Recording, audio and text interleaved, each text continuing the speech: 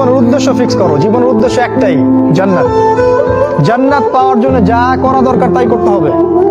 কোরআন হাদিস মেনে চলা থেকে শুরু করে আমল করা, আদব আখলাক সবকিছু এর মধ্যে চলে আসবে ইনশাআল্লাহ। আল্লাহ পাক তোমাকে পথ দেখাবেন, আগে তুমি জীবনের উদ্দেশ্য ফিক্স করো।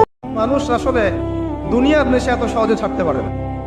কি দাড়িওয়ালার কি দাড়ি ছাড়া, সবারই একটা বাড়ি, একটা গাড়ি, একটা জমি জমা, একটা চাকরি, একটা স্ট্যাটাস, আমি 3 বেলা কিভাবে খাবো, আমার পরিবার কিভাবে সিকিউর থাকবে, দ্যাটস অল। এটাই আমার লাইফের উদ্দেশ্য।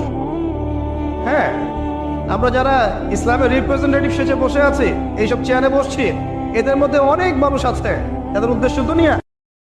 আল্লাহ পাক তো এভাবে বলেছেন, যখন একজন মানুষ মনে মনে আমাকে ডাকে, আমিও মনে মনে ওকে স্মরণ করি।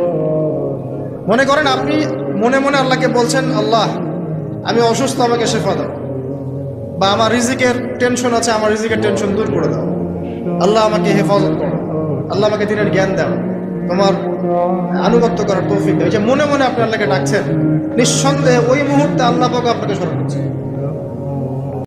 আল্লাহ শিক্ষা দিয়েছে, যেই পরিস্থিতিতে থাকো না কেন তোমাকে শ্রম ব্যয় করে কষ্ট করে তোমার উপার্জন করতে হবে, রিজিকের বন্দোবস্ত করতে হবে। চিল্লায় বলেন ঠিক কিনা? ইসলাম আমাদেরকে এটাই শিখিয়েছে, কাজে লজ্জা নাই। প্রত্যেক ফরজ সালাতের পরে সালাম ফিরিয়ে আওয়াজ করে পড়বেন আল্লাহু আকবার। 3 বার পড়বেন আস্তাগফিরুল্লাহ, আস্তাগফিরুল্লাহ, আস্তাগফিরুল্লাহ।